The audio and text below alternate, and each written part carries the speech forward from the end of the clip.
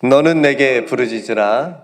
내가 내게 응답하겠고 내가 알지 못하는 크고 은밀한 일을 내게 보이리라. 아멘. 오늘 기입세 마태복음 87번째 마지막 시간입니다. 파송의 기도라는 제목으로 제 말씀을 잠깐 나누겠습니다. 마태복음의 오늘 마지막 모습은 부활하신 예수님과 제자들의 만남 가운데 예수님께서 제자들에게 다시 사명을 주시는 그런 모습으로 결론을 맺게 되는데요. 처음 제자들을 만나서 사명을 주셨는데 어떤 사명을 베드로에게 주셨죠? 너희는 사람을 낚는 어부가 되라. 이 사명을 주셨죠. 오늘 예수님께서 마지막 만남에서도 굉장히 중요한 사명을 주시는 것을 보게 됩니다. 오늘 16절에 보니까 11제자가 갈릴리에 가서 예수님께서 지시한 산에 이르렀다 라고 말씀하시는데, 갈릴리는 예수님께서 복음을 선포하시는 곳이고 주 활동 무대였습니다. 그리고 제자들이 부름받은 그런 곳이었죠. 그러니까 처음 제자들도 예수님을 만난 곳이고 예수님도 제자들을 처음 만나서 부른 그런 곳입니다. 굉장히 뜻깊은 곳이고, 그래서 예수님에게도 제자들에게도 이 갈릴리는 굉장히 많은 추억이 있는, 기억이 있는 그런 장소라고 할 수가 있습니다. 그러니까 제자들이 부활하신 예수님을 만나기 위해서 갈릴리로 가는 그 시간과 또 갈릴리라고 하는 그 공간은 제자들에게 마치 그 신앙의 첫사랑을 떠오르게 했을 것이죠.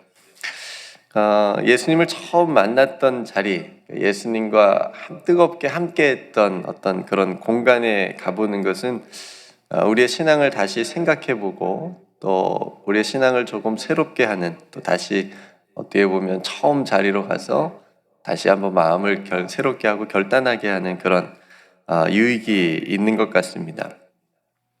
그러니까 예수님을 부인하고 배신하고 또 무섭고 두려워 떠났던 그런 제자들이었기 때문에 예수님께서는 제자들을 다시 그 믿음의 첫 자리, 너희가 나를 만났던 처음 그 자리, 또 예수님도 제자들을 만났던 그 처음 자리로, 그 뜻깊은 자리로, 그 공간으로 또 예수님께서 불러 모으신 것이죠. 성도 여러분, 혹시 여러분 한국에 가시면 어렸을 때 다니던 교회나 예수님을 처음 뜨겁게 그렇게 만났었던 어떤 그런 예배나 기도의 공간들을 가보고 싶은 마음이 들지 않으세요? 네, 저도 이제 시골에 가면 다른 타지에서 사역을 이렇게 다 했었는데, 고향을 떠나서 엄마 집에 이제 가게 되면 일부러 그 고향 교회, 모교회를 지나쳐 갑니다. 지나쳐 가요. 예전에 섬겼던 목사님이 이제 다른 교회 가셔서 계시진 않아서 들어가 보지는 이제 않지만, 그냥 그 교회를 보면서 옆으로 지나가면서 그 지나가는 짧은 순간인데도 어렸을 때부터 다녔던 그 추억이 있잖아요. 교회 추억이 그냥 쭉 지나갑니다. 교회 봉고차를 보면서 저거 내가 운전했었는데 뭐 이런 생각도 들면서 신앙의 그런 모습들을 제 스스로 이렇게 생각해 본 일들이 많이 있습니다. 그러니까 오늘 갈릴리가 예수님과 제자들에게 그런 같은 역할을 한다고 봅니다. 그러니까 우리가 한 해 동안 이제 이틀 남았는데, 올해도 한 해 동안 기도하며 하나님을 만났던 자리, 그죠? 응답받고 은혜 받은 그 믿음의 첫 자리를 기억하는 건 굉장히 중요합니다. 여러분 1년 동안 지금 새벽 예배에 거의 빠지시지 않고 여러분들 하고 계시는데, 그 자리 계속 앉아 계시는 거죠. 지금 그 자리 변함이 없으신 것 같아요. 딱 그 자리 똑같이 어떻게 그 자리에 똑같이 다 앉아 계시는데 너무너무 감사합니다. 그 기도의 자리를 지켜주셔서 너무 감사하고, 또 함께 예배 드리는 그 자리를 지켜주셔서 너무너무 감사합니다. 그러니까 하나님을 만났던 자리를 우리가 기억하는 거, 그 공간에 가보는 거, 가볼 수 있으면 우리를 다시 새롭게 하는 힘이 있다고 생각이 되어집니다. 그러니까 그 갈릴리에 지금 함께 모여서 제자들이 예수님을 만난 거예요. 경배를 드렸습니다. 아직 의심하는 자가 있더라라고 말씀하시는데 이제 그 의심은 나중에 믿음의 확신으로 바뀌어지는 거죠.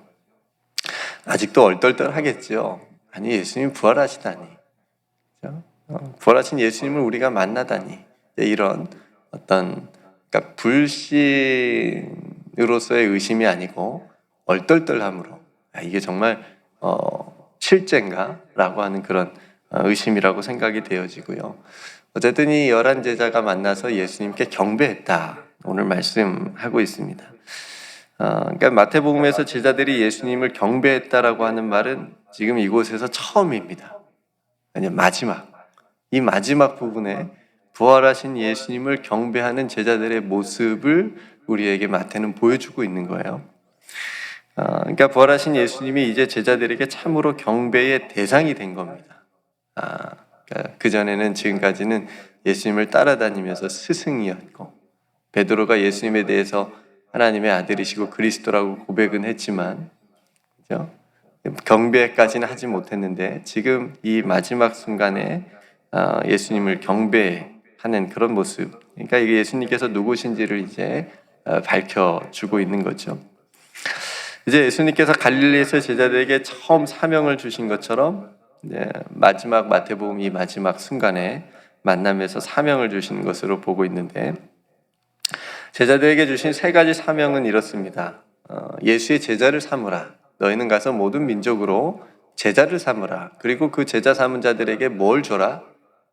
세례를 줘라. 그죠? 아버지와 아들과 성령의 이름으로 세례를 주라.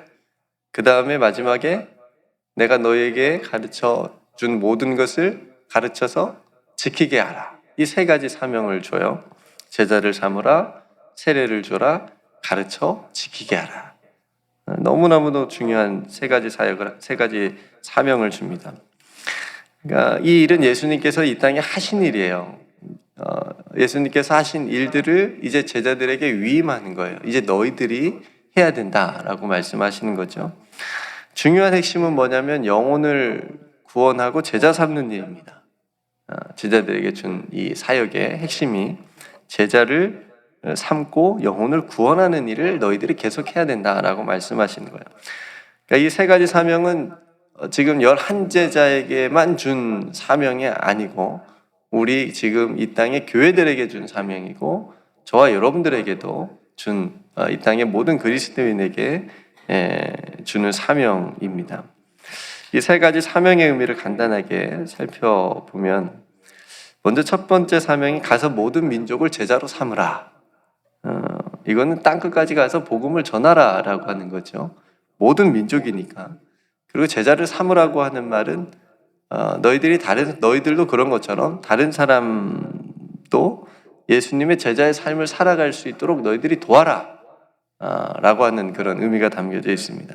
그러니까 너희만 예수 잘 믿지 말고, 너희만 천국 가지 말고, 너희만 기쁨을 가지고 하나님 나라에 사는 것처럼 살지 말고 제자를 삼으라. 다른 사람들도 예수님의 제자가 될 수 있도록 그렇게 만들어라 라고 하는 말씀인 거죠. 그 모든 민족이라고 하는 것은 특별히 복음이 이스라엘에게만 갇혀 있지 않고 모든 민족들에게 복음이 전해질 수 있도록 이스라엘을 넘는 거예요. 그죠? 그러니까 모든 민족에게 다 복음이 필요하니까 그 모든 민족에게 복음이 잘 전해질 수 있도록 너희들이 그 복음을 전하라 라고 하는 이 선교의 어떤 확장성을 보여주고 있습니다. 그러니까 성도 여러분, 우리가 첫 번째 이 받은 사명처럼 우리도 때를 얻든지 못 얻든지 복음을 전해야 되겠죠. 그렇죠?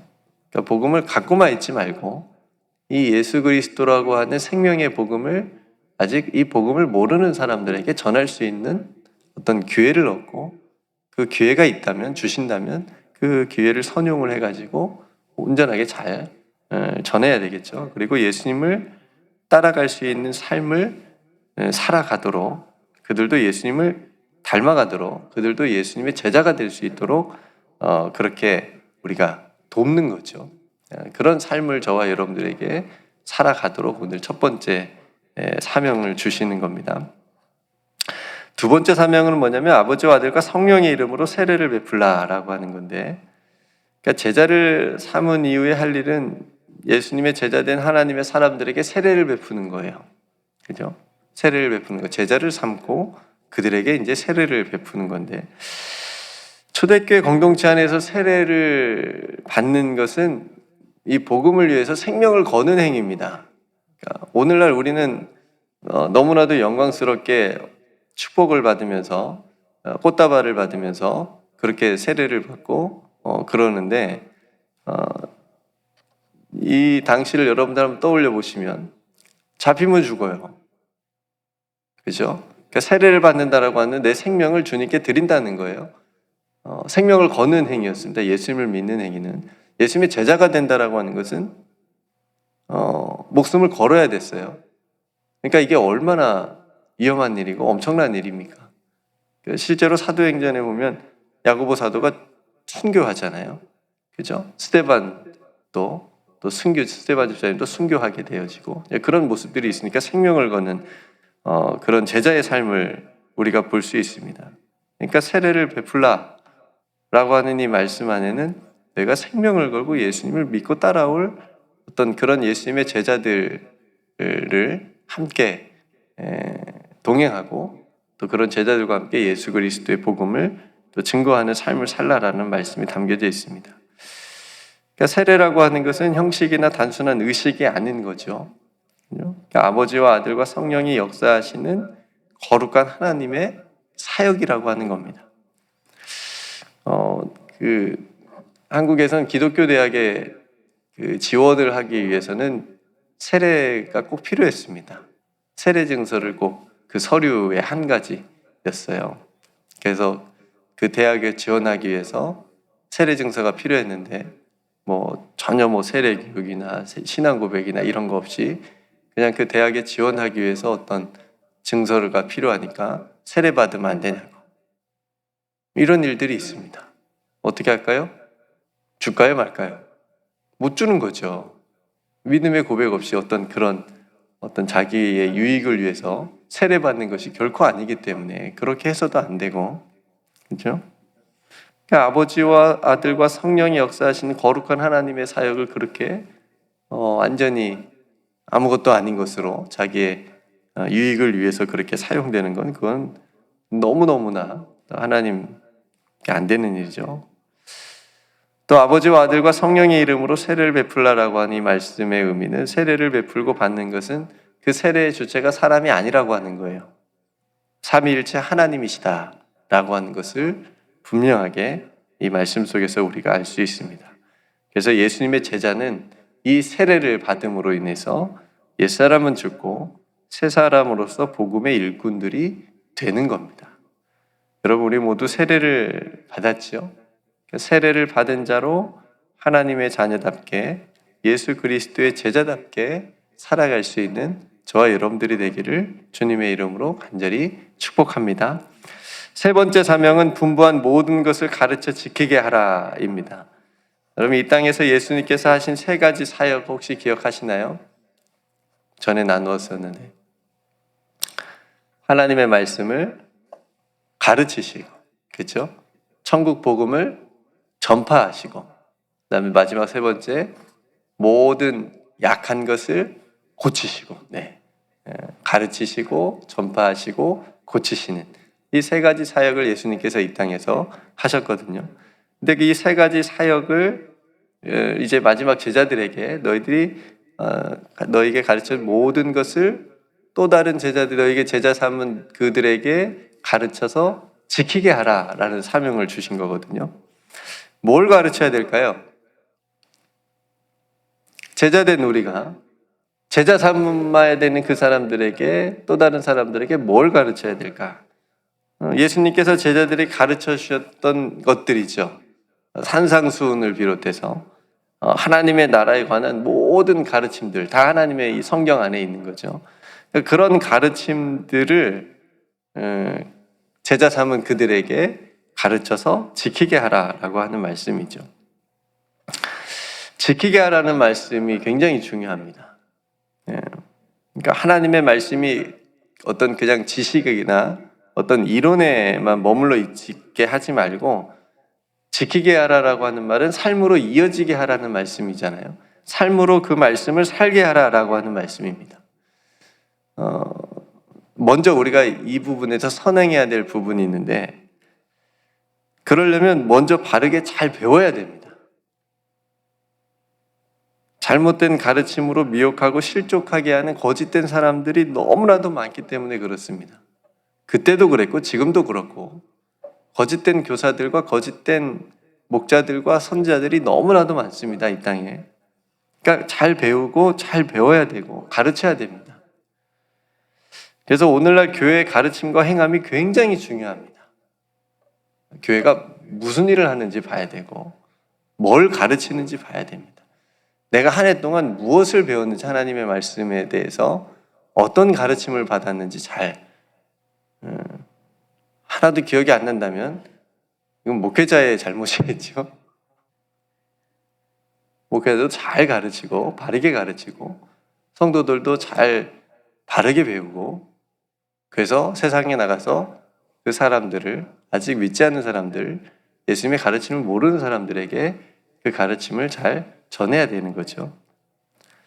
그러니까 우리 교회를 통해서 예수님의 가르침이 세상에 나타나고 증거되고 보여지는 그런 역사가 있기를 저희 간절히 소망합니다. 여러분 그런 여러분들이 받은 가르침, 말씀을 통해서 설교를 통해서 어떤 모임을 통해서 어떤 기회를 통해서 하나님의 말씀을 가르침을 받았다면 그 가르침이 삶으로 이어질 수 있도록 실천할 수 있도록 여러분도 기도하고 노력할 수 있기를 간절히 소망합니다. 이렇게 세 가지 중요한 사명을 제자들이 능히 감당하는 모습들을 사도행전에서 우리가 볼 수 있어요. 어떻게 제자들이 이렇게 감당할 수 있었는가? 두 가지 이유가 있습니다.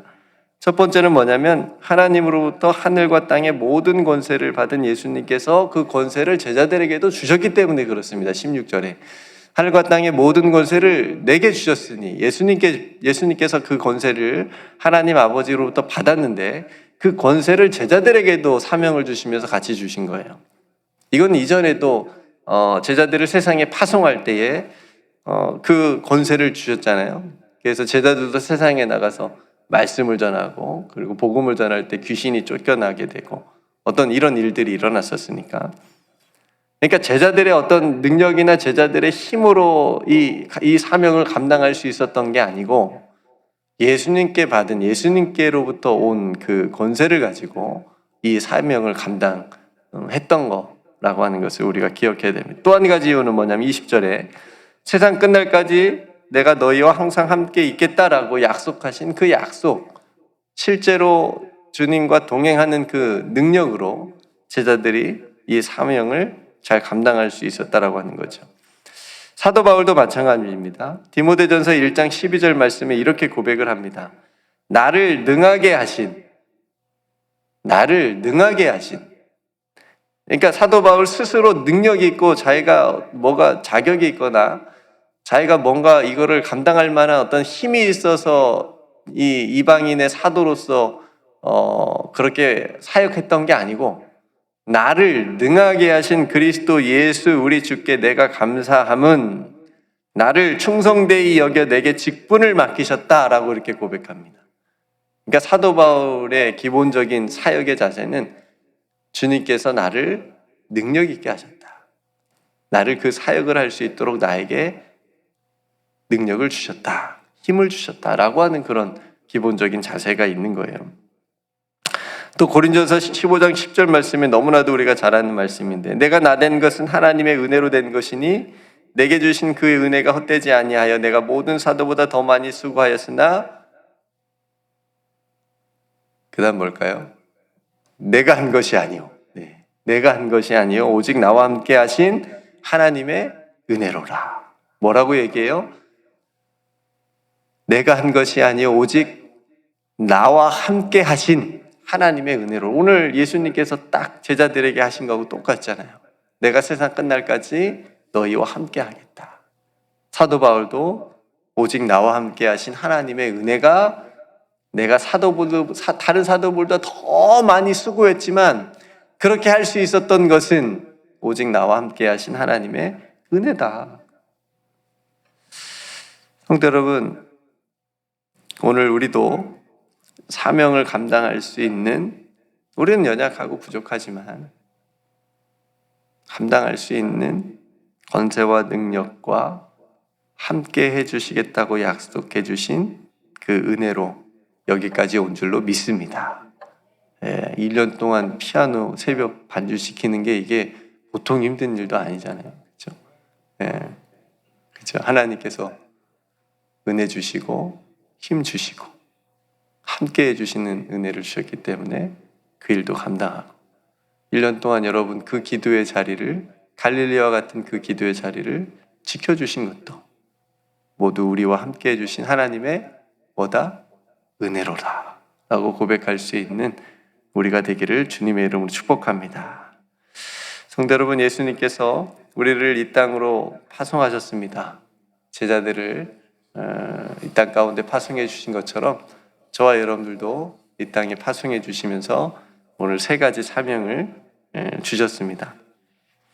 주님 부르시는 그날까지, 부활하신 주님을 만나는 그날까지 모든 민족으로 제자 삼고 아버지와 아들과 성령의 이름으로 세례를 베풀고 또 예수님께 가르침을 받은 그 모든 것을 가르쳐서 지키게 하는 이 아름다운 사명, 꼭 해야 되는 숙제처럼 이 숙제를 잘해서 나중에 칭찬 들을 수 있는 저와 여러분들의 다 될 수 있기를 주님의 이름으로 축복합니다. 마지막 마태복음을 마치면서 우리가 함께 스스로 질문해야 될 것은 나는 정말 예수님의 제자인가? 라고 하는 질문입니다. 나는 정말 예수님의 제자인가? 이것을 마태가 이 마태복음을 마치면서 저와 여러분들에게 질문하고 있습니다. 정말 예수님을 따르고 믿는 예수님의 제자가 다 되시기를 주님의 이름으로 축복합니다. 함께 기도하겠습니다. 오늘 말씀 마태복음 마지막 말씀을 끝으로 마치게 되었는데요. 우리에게 다시 주신 이 3가지 귀한 사명, 우리가 해야 될 일들, 영혼을 구원하고 제자 삼는 일, 예수 그리스도의 복음을 전하는 일, 이 너무나도 귀한 사명을 또 우리가 마지막까지 잘 감당하고 달려갈 수 있도록 권세를 주시고 힘을 주시고 능력을 주시고 또 우리와 함께 해주시는 그 은혜로 또 감당할 수 있도록 위해서 함께 기도했으면 좋겠고요. 먼저 내가 예수님의 참된 제자인가, 예수님을 따르는 제자인가 또 질문을 하면서 예수님 제자된 삶을 살아갈 수 있도록 저희들을 꽉 붙들어 주옵소서, 이렇게 기도했으면 좋겠고요. 또 병원에 입원하여 또 회복 중에 계신 우리 성도님들을 위해서 함께 또 기도하고 이제 내일이 올해 마지막 날인데 여명홀에서 7시 반에 송구 영신 예배가 있습니다. 또 귀한 예배를 통해서 올 한 해 함께 해주신 하나님의 또 은혜에 감사하고 또 새해를 또 믿음으로 맞이할 수 있는 또 그런 예배가 될 수 있도록 위해서 여러분 함께 기도해 주시고, 은혜로우신 아버지 하나님, 이제 올 한 해도 이틀 남았습니다. 여기까지 하나님의 은혜로 달려왔습니다. 오늘 마태복음을 마치면서 다시 갈릴리 사명의 자리로 저희들을 불러주셨습니다. 3가지 귀한 사명을 우리에게 맡겨주셨사오니 모든 민족으로 제자를 삼고 아버지와 아들과 성령의 이름으로 세례를 베풀고 예수님께 가르침 받은 모든 것을 가르쳐 지키게 하라 라고 하는 이 귀한 사명을 잘 감당할 수 있도록 하늘과 땅의 모든 권세를 우리에게 주신 줄로 믿습니다. 예수님의 권세와 예수님의 능력으로 우리가 받은 사명 잘 감당하게 하여 주시옵시고, 예수님께서 우리와 세상 끝날까지 함께 해주시겠다고 하는 그 약속으로 말미암아 우리가 겸손하게 또 예수님과 함께 이 귀한 사명 잘 감당할 수 있도록 은총을 베풀어 주시옵소서. 주님 부르시는 그날까지, 부활하신 예수님을 만나는 그날까지 우리에게 내어주신 이 귀한 숙제를 우리가 잘해서 나중에 주님 만났을 때 칭찬 드릴 수 있는 우리 귀한 모든 사랑하는 성도들 다 되게 하여 주시옵소서.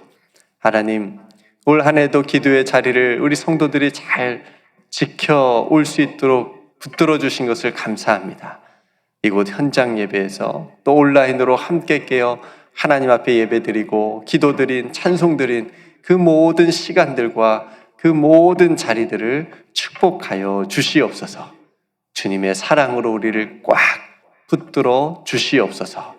몸이 연약한 성도들 아버지 하나님께서 강건한 은혜로 베풀어 주시옵시고, 특별히 힘들고 어려운 일을 당하고 있는 성도들이 있다면 하나님께서 위로하시고 격려하여 주심으로 믿음으로 다시 그 힘든 자리에서 소망 가운데 일어설 수 있도록 큰 은총을 베풀어 주시옵소서.